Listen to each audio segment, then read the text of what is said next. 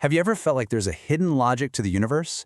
A system where every single choice you make, every act of integrity, doesn't just get you some far-off reward, but actually transforms you right here, right now? Well, today we are diving deep into an absolutely profound teaching from the mystical book of Zohar.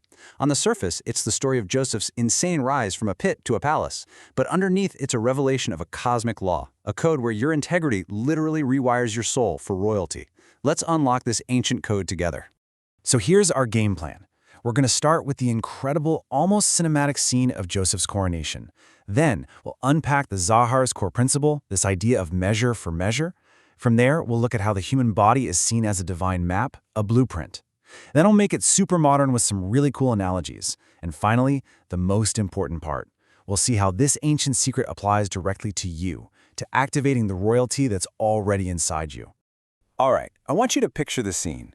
Ancient Egypt. Joseph, a guy who was sold into slavery by his own brothers, thrown in a dungeon for years. He's being brought before Pharaoh himself. You can just imagine the air is electric with tension. But when he walks out, he's not just some freed prisoner who got a lucky break. No. The Zohar says he is like a column of light, a being totally transformed. This isn't just about a new set of clothes. We're talking about a fundamental upgrade to his entire being. The Zohar paints this unbelievable picture. His mouth, the very mouth that refused to speak sin or engage in forbidden intimacy, is now literally glowing with the power to command an entire empire. His hands, the hands that resisted temptation, are now wearing Pharaoh's own signet ring, the ultimate symbol of authority. A heavy gold chain is placed on the neck that refused to bow to sin. He's just radiating this perfect harmony, a splendor that can only come from a body and soul that are in perfect total alignment. So, this is the big question, right? Was Pharaoh just giving him a promotion? Like, hey, you're a good guy, here's a corner office. Or was something way, way deeper happening here? Was this incredible transformation the direct, almost mechanical result of his previous choices? This right here is the key the Zohar gives us to unlock this whole mystery. Okay, let's get to the heart of it. The Zohar explains that what happened to Joseph wasn't random. It wasn't arbitrary. It was a perfect, one-to-one energetic return for the choices he made in that dungeon.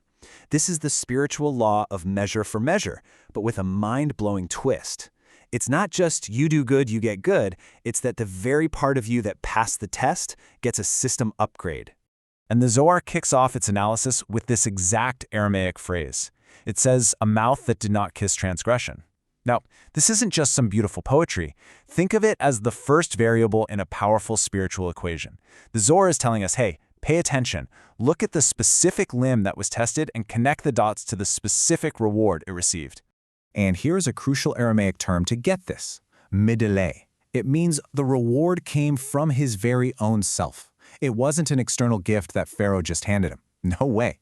The power, the light, the royalty, it was all dormant potential already inside his mouth, his hands, his mind. His acts of integrity weren't about earning a prize. They were about unlocking an upgrade that was waiting there the whole time. And boom, here it is, the equation laid out with stunning precision. The mouth that refused sin now becomes the mouth that rules an entire nation. The hands that refused to touch what was forbidden now hold the ring of absolute power. The body that maintained its purity is now robed in royal linen. The neck that didn't bow to temptation is now adorned with gold. The feet that didn't walk towards sin now ride in the royal chariot. And the mind that kept its thoughts pure is now recognized as the wisest in the land. It's a perfect, beautiful, undeniable reflection. So, what's really going on here? This isn't just a great story about Joseph. It's a blueprint. It's a user's manual for the human spiritual system. Kabbalah teaches that our very bodies are a physical map of a much higher, divine, energetic reality. Let's see how this incredible structure is built. The core idea is as above, so below. We are a microcosm of the macrocosm. Our physical body, this thing we walk around in every day, is designed to be a vessel, a container, for 10 fundamental divine energies. These are called the Sephirot, and every single part of us corresponds to one of these higher spiritual forces. And now we can map Joseph's story directly onto this divine blueprint. His hands, which showed restraint, they're connected to the energies of kindness and strength. His body's perfect harmony relates to an energy called Sephirot, which means beauty or balance. But here's the kicker, the most amazing part. His mouth, the faculty of speech, is directly connected to the very last Sephirot, which is called Malhut. And what does Malhut mean? It literally means kingdom, royalty. By purifying the channel of his speech, he activated its inherent royal power. Mind-blowing, right? Okay, I know this can all seem super mystical and abstract, so let's bring it right down to earth. We can actually understand this whole process through some clear, modern analogies. Let's translate this ancient wisdom into a language we all speak today. For starters, think of it like a video game. Joseph faced a challenge, right? A moral boss battle. By winning, by maintaining his integrity, he didn't just get some random experience points. No, he unlocked a specific upgrade for the very skill he used. His speech stat leveled up, which granted him the real-world power of kingship. His action stat leveled up, which gave him the special ability of authority. Or for a more technical analogy, think of it as cosmic engineering. Your soul is like a divine operating system, and each of your faculties, your speech, your thoughts, your actions, is a module of source code.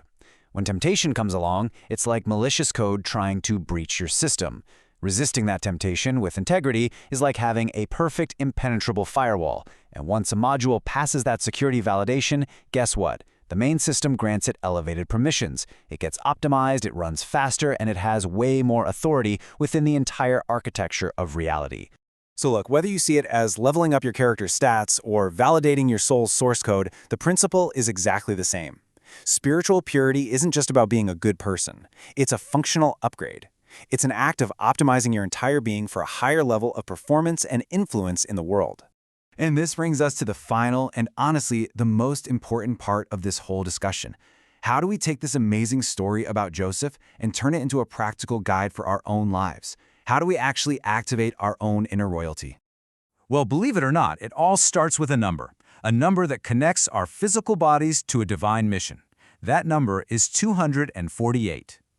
So, ancient Jewish tradition teaches that there are 248 limbs and organs in the human body, and this is not a coincidence.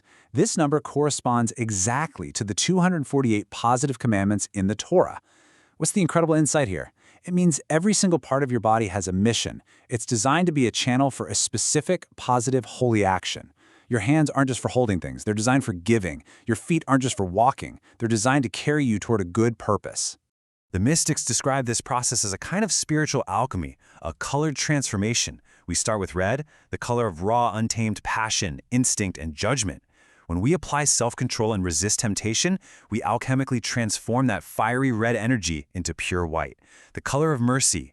That purity then combines with our inner strength to create green, the color of balance and harmony, the very energy that radiated from Joseph. And when that harmony is perfected, it blossoms into the majestic blue and gold of true royalty and dominion. So, what it really comes down to is this. Every single choice we make, every time we choose integrity over impulse, every time we choose discipline over desire, it is an act of profound self-creation.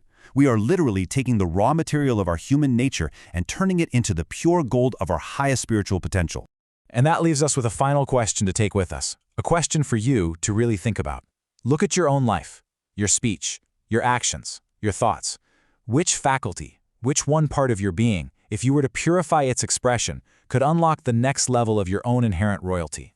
Thank you for joining us for this complete journey through the Part S. We hope these ancient truths help you and your family improve your own dimensions this week. If you enjoyed this full chapter deep dive, please like, subscribe, and share which part of the journey touched your soul in the comments. We'll see you in the next chapter.